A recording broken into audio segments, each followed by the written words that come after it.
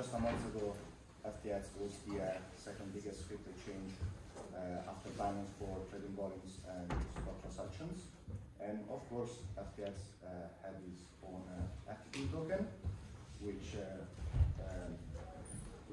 was to incentivize people to actually take more trades, so they were given like trade discounts. And this is how basically how FTX was making its revenue. And then on the other part, we have Alameda Research. Alameda Research is a crypto hedge fund that was created back in 2017 from the same CEO of FTX and back in 5. And we're going to understand more later how Alameda Research sat as FTT main market maker to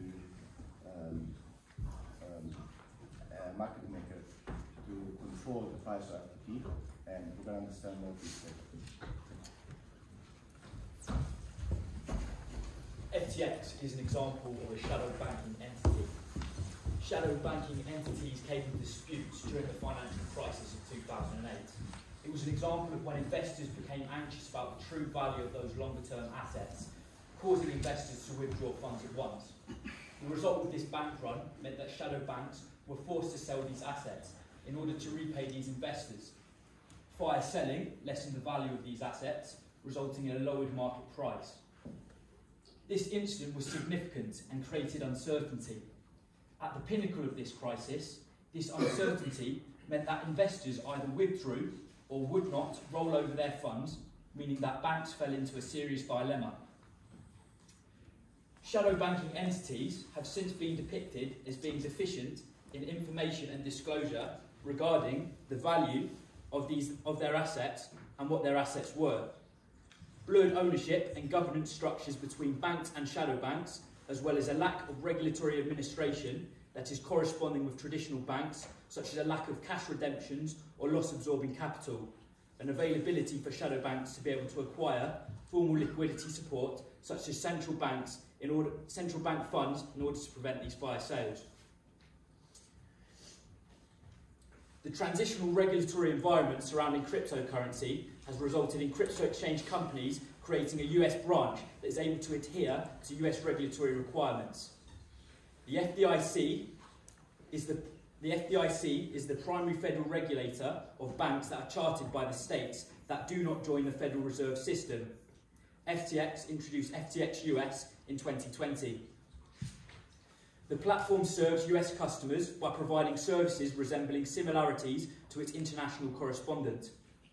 One noticeable feature the FTX US offers, unlike its international correspondent, is FDIC insurance for US dollar deposits. Whilst FTX's international markets have a thorough insurance policy, FTX US is the only counterparty with FDIC insurance.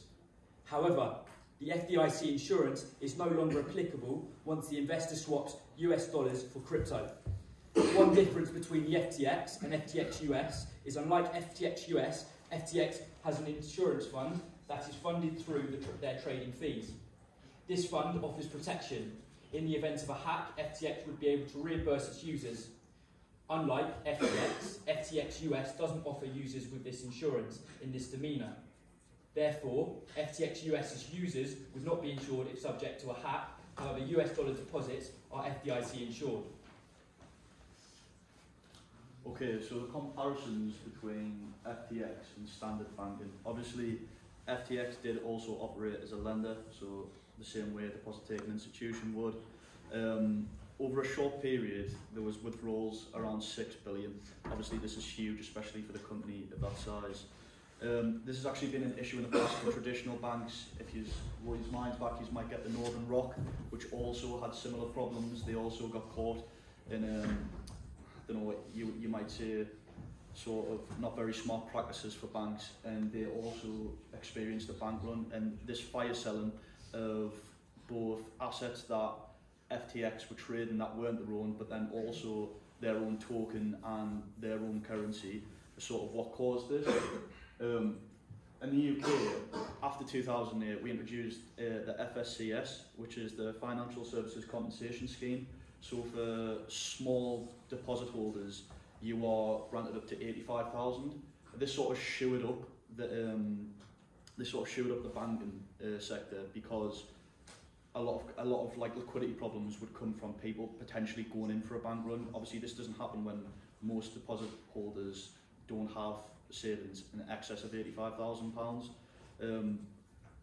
But obviously, this can only be implemented once those other regulations, such as the capital requirements, such as the ratios, have been put in place. So what were these requirements? So these requirements, as covered in previous presentations as well, were obviously Basel II had already implemented a few capital requirements, but like Basel III, it takes a while to sort of build up that level of liquidity and that level of capital. So in 2008, I don't think they even reached those levels yet.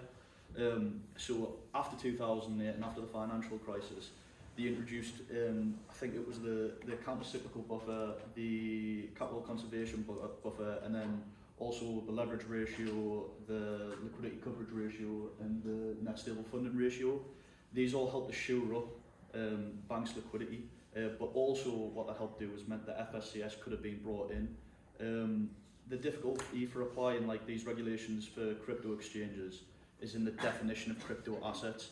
Obviously, if these capital requirements, let's say tier 1, is made up of core capital, but the crypto market's very different. Obviously, if you look at how a token works to how a typical asset works, it's two totally different things, and that's the challenge facing regulators, which is how do you define what capital is for an exchange such as this. Moving to the section of liquidity risk, speaking of liquidity, based on European and American ETF legalization, we know for a fact that the fund and the issuer assets must be separate, and so there is this need of segregation of these assets between these two entities. And we know for a fact that when we walk into the centralized finance, we know that this is not the case. Indeed, we can see that looking at the Alameda Research balance sheet, we see that they hold roughly 40% of their assets on FTT tokens. And the worst part of this is they were using these FTT tokens as collateral to prop up Alameda Research investments, quantitative trading, and crypto projects. And indeed, this was increasing the amount of risk the company was actually taking, and as well the liabilities. We can see they have 7.4 billion of loans, and these were the concerns may kick in, because in a particular scenario where Alameda Research had lost the control over the FTT price, then the collateral they were using to borrow money would have just evaporated, and this is what ended up happening. So it all started when Zoe, Binance's CEO, tweeted that he's going to sell his Binance's FTT holdings, which was FTX's token, worth about $500,000, due to significant concerns and revelation that came to light. So initially, Binance claimed that it was hoping to support FTX's customers and provide liquidity. However, following the announcement, customers fled to FTX exchange in order to withdraw their deposit, and as a result, FTT token had plumped by more than 50%. In regards to FTX exchange, it suffered a giant withdrawal surge by users that was about $6 billion over just a 3-day period. This case is similar to a bank run in which a large number of customers go all at the same time to withdraw their deposits, and in FTX's case, a substantial amount of assets had been stolen from accounts. Indeed, there was this backdoor in the protocol, this code line Sam managed to create, and this was progress made to actually move depositor funds from FTX to Alameda Research to indeed fund Alameda Research investments. And we know that it's actually weird and curious how this action of moving these funds from one entity to the other wasn't actually triggering any sort of notification of the internal compliance, for example. And also we know that when the public came to know that Alameda Research first holding was based on FTT, well, Binance decided to sell off their stake of FTT tokens in the open market. This caused this market crash where FTT lost 86% on a single day. And of course, this made other consequences to our meta research because, well, the lenders' margin calls was triggered, and of course, the creditors wouldn't accept any worse FTT but rather cash. And what happened is that FTX and our meta research didn't have any cash at this. So what they decided to do was actually to post these withdrawals and using this backdoor to move the rest of the funds to the meta research and to actually pay these huge holding liabilities. But then they realized that there was enough money neither to pay their debitors, neither depositors in the FTX. So John Ray, who became FTX's new CEO, explained what he witnessed as a complete failure and an absence of trustworthy financial information. According to his files, Alameda Research was secretly exempt from certain aspects of FTX's auto-liquidation protocol, even though the two companies are directly linked. And in addition, he added that corporate funds were used by employees and advisors to buy homes, sometimes in their own names, which was not recorded within FTX's financial statements, as is a similar case with similar companies, which also explains why FTX did not have adequate assets. So healthy companies typically have assets that match or exceed their liabilities. However, in FTX's case, the day before its collapse, it had only $900 million in easily sellable assets against $9 billion in liabilities. And the easily sellable assets figures, it's unclear how much it could be realized today. Currently, FTX owes its 50 biggest unsecured creditors a total of roughly $3.1 billion, but this figure is certainly greater now. Yes, for market risk, we're going to focus on the Russian-Ukrainian war. So, as you guys probably know, any financial market can have an impact externally. So, for example, in the 2008 crash, the stock market was impacted as a whole. COVID-19 recently impacted the stock market, energy markets as well. And now, in this focus, will be the Russian war. Now, the war itself caused uncertainty and volatility as a whole. So, as you guys can probably relate, the fuel prices went up due to scarcity and uncertainty of the outcome of the war. Now, relating to this, because of the uncertainty, it did increase the cost of living. So everyday traders, like normal people who want to invest in crypto, didn't know what the outcome will be. That caused an uncertainty on the profits and loss that they're going to make, so they most likely will withdraw their money. To relate to this in the crypto market, however, because of the war, there has been sanctions, as you might have heard, from the Russian environment. So as a result, the UK and the European Union has actually entered into this. For example, to relate to this, a competitor of FTX, Crypto.com, has issued emails to users to advise to withdraw their funding. This can increase the withdrawal and the money taken out in the crypto market as a whole, meaning there is an inflation of withdrawals, fire selling and uncertainty in the market itself, which can be a catalyst for the downfall of FTX. So now we're going to go about the impact of Binance on the market. So because of the huge because of the huge sell-off of the FTX token, this caused a lot of people to actually withdraw their funds from FTX. This also trickled down a domino effect in which it caused a huge period of uncertainty. And as described by this paper by Nguyen, it shows that when there's a very high period of uncertainty, there's a high correlation between the stock market and also the crypto market, which is very concerning. So as future prevention measures, there could be two different steps that could be taken in order to prevent these kind of incidents from happening again. The first one will be to incorporate regulations much more stricter, similar to banks to crypto exchanges.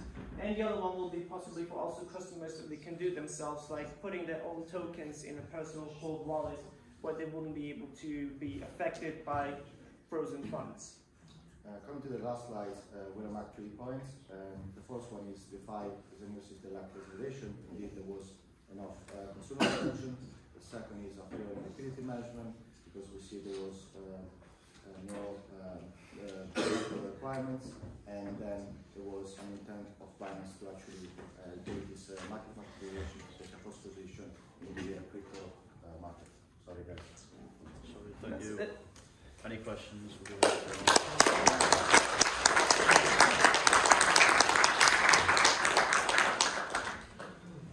Any Please. What do you think off the back of the FTX issues and sort of like the long history that crypto's had with sort of integrating itself into consumer wallets and into world economies?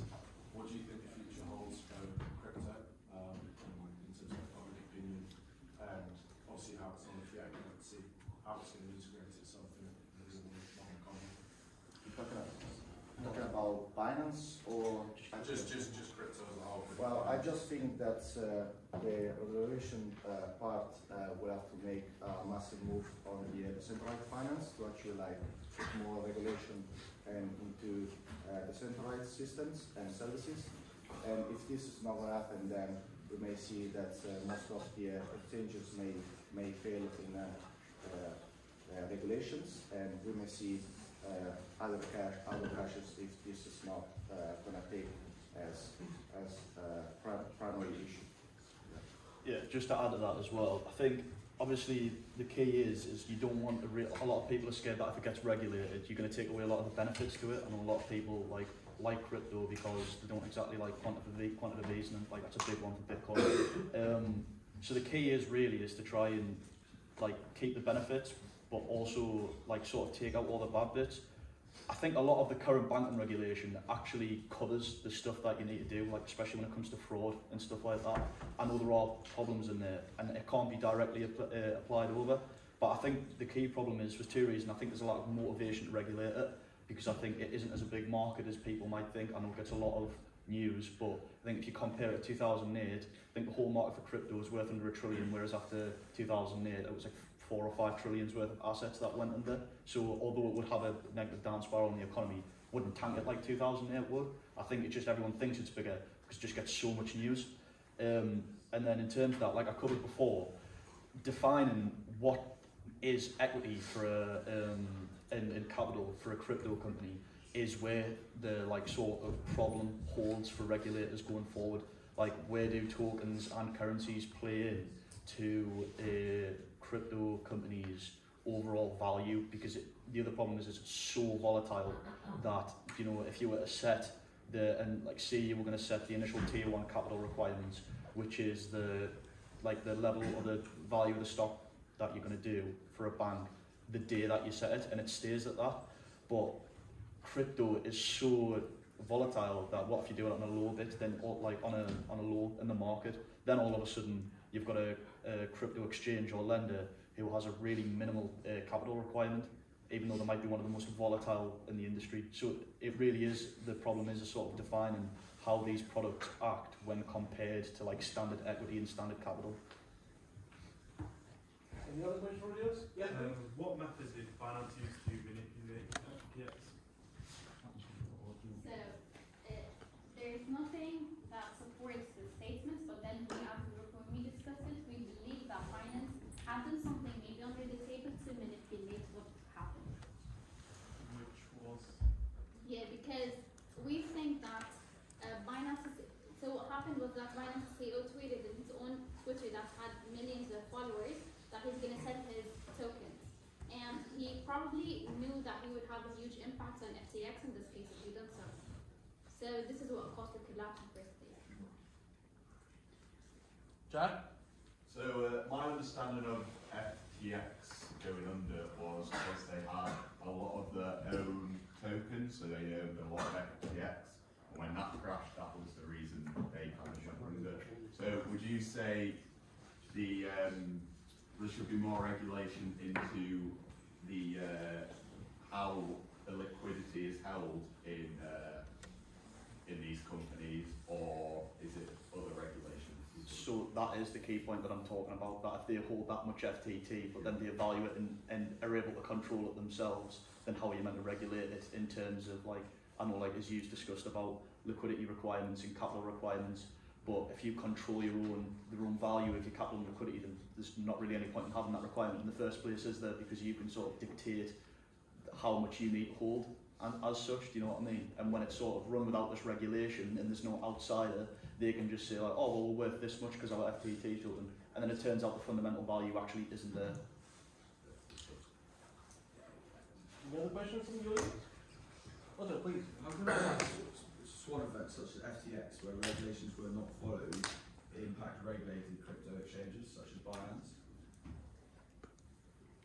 Sorry, can you ask the question again? So how can black swan events such as FTX, where regulations were not followed, were not followed compared to regulated crypto exchanges? How will that have a knock-on effect because they weren't regulated, but it's going to impact other crypto exchanges where they are regulated? So US counterparts, crypto exchanges in the US are regulated by the FDIC as we've established. With regards to international counterparts, there is no regulation. These are shadow banking entities. These entities regulate themselves. With regards to liquidity, the only kind of regulation that an unregulated exchange has is in the US by the FDIC, and that only ensures the investor when their money is stored in a fiat in dollars, not in crypto, in dollars. When that money is exchanged into crypto, that money is not insured by the FDIC. So it is purely the investor's risk. And the investor is aware of this. The investor is aware of this. The investor is aware that this is a shallow banking entity, and he takes, or she takes, their risk accordingly. Yeah, you're definitely correct there, but however, fraud is still regulated though, and the mishandling of the deposits. This was indeed a fraudulent case. The reason it was a fraudulent case was because this was in an effort to repay investors. The money which was being exchanged out of FTX through Alamanda was an attempt of giving back the investors their funds. It was a way of sweeping the mess underneath the rug. It was indeed fraudulent, yes.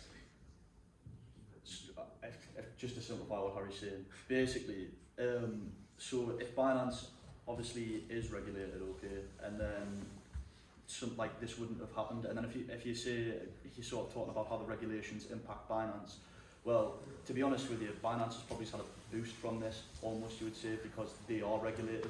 So it's actually quite a good case study if you think about it, because you can compare a crypto exchange that has been regulated to one that hasn't. So if anything, it might actually be an overall benefit for the market when a lot of people in the crypto scene said, well, we don't want any regulation at all, the government don't know how to run it, and we don't want any, and then look what happens when you don't do that. So I actually think it'll benefit Binance, if anything. In terms of, do you think that the regulations that will come out of FTX will be too harsh on Binance? I think the regulations that, I know they are regulated, but it's not extremely strict. It's definitely not as strict as what it is within the normal banking sector. So although Binance will be regulated, it probably could go further. And then just to touch on what Harry said, like he mentioned that, like, obviously it is down to the investor as well. You can't just void the investor of any knowledge. You know, everyone knows that these are very volatile and it's a brand new instrument. I think just in general, educating investors, when there's a lot of new investors in the market now, not just massive institutions, like especially through lockdown, 2008, Robinhood, everything that went on with GME, like educating investors on what they are getting involved in would also be a big one, because again, I don't know whether people have done the research on the actual exchanges that they're investing in as two totally different things. Do you know what I mean? A lot of people will just think they give us the best rate, or they're free, or they do this, and they don't actually look at the fundamentals of the company. If you think about it, it's a liquidity problem, because you're looking at risk of all these different currencies you're investing. Oh, is this going to be a good one? But you're not actually looking at, oh, does this exchange actually have good fundamentals, or have they got good business practices? So I think some onus does fall on the investor at some point. Question from the audience? Right. Let me continue then, because obviously you knew what you were subscribing to when you made the presentation on crypto. And that would be a very high level question. So like, it's opinion based. Like, I do get it. I do get your take. And there is a lot of sentiment revolving around, right, crypto is the Wild West. Crypto is shadow banking. Let's make it more like your normal, well-behaved corporations like banks. Let's regulate it, let's install normal corporate governance, so your CEO cannot buy a house for their advisor on someone else's name. That's totally hilarious story, and thanks for telling that.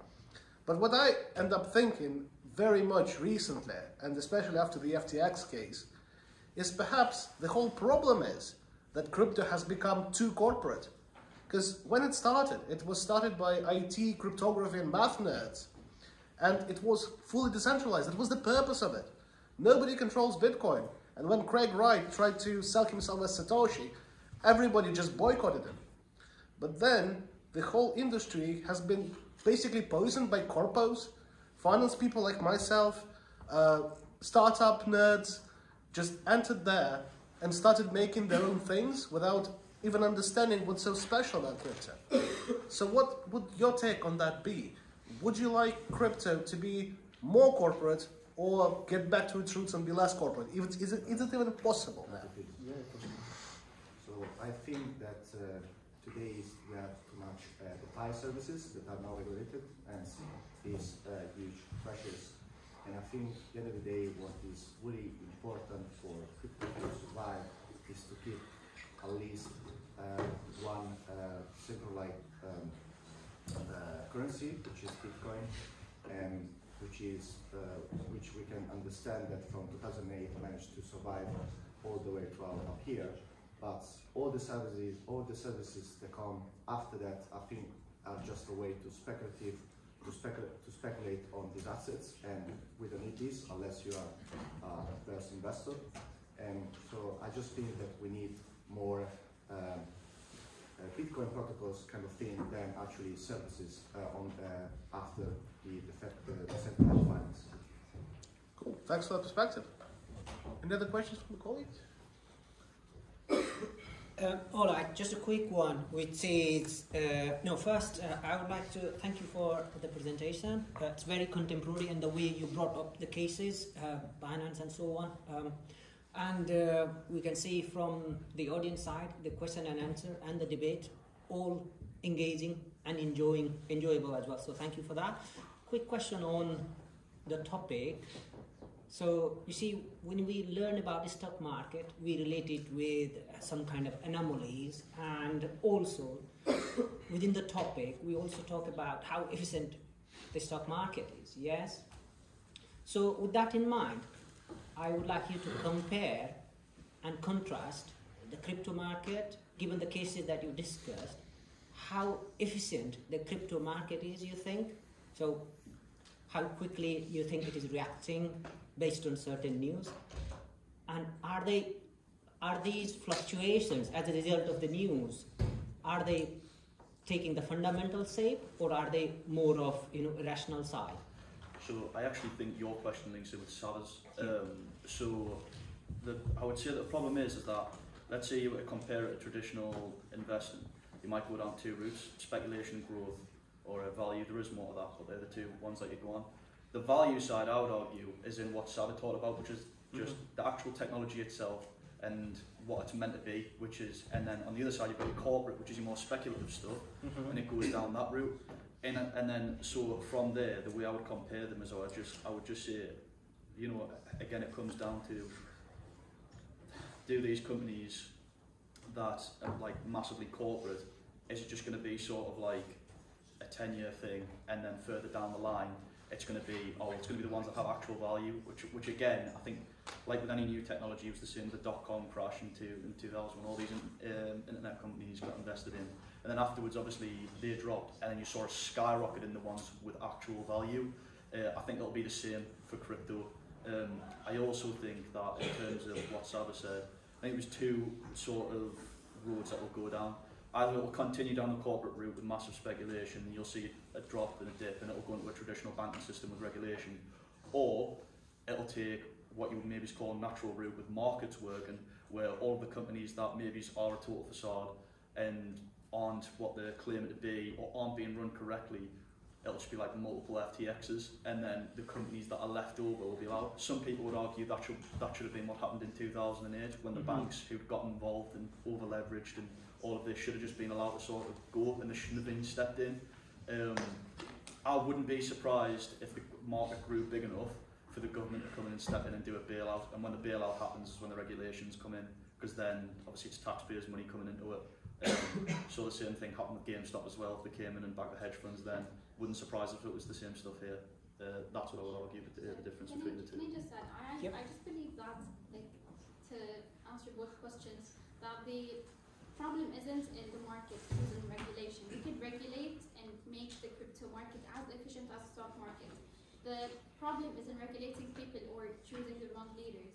And yeah, I think like the collapse of a huge hedge fund could have the same impact on the stock market as FTX had on the crypto market.